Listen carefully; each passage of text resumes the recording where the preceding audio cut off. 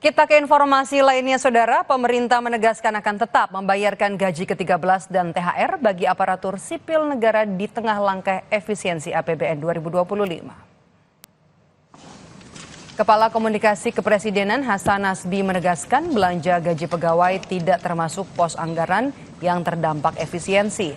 Hasan bilang gaji ke-13 dan THR bagi ASN merupakan hak pegawai yang dibayarkan. Menurutnya kepastian pencairan gaji pun sudah dikonfirmasi oleh Menteri Keuangan Sri Mulyani.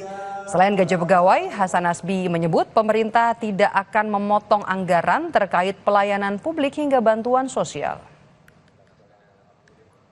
Menteri Keuangan sudah ngasih pernyataan kan, dan efisiensi yang disampaikan oleh Presiden itu kan tidak termasuk belanja pegawai, ya. Buat gaji pegawai itu kan bukan bagian yang diefisienkan. Jadi gaji ke-13 sama THR itu merupakan hak dari para pegawai negeri dan itu akan dibayarkan. Menteri Keuangan kan sudah juga memberikan pernyataan soal itu. Usai jeda di Kompas Petang, Saudara, Wakil Ketua DPR Sufmi Dasko Ahmad membantah tata tertib DPR yang baru disahkan memberi kewenangan untuk mencopot pejabat negara di tengah jalan.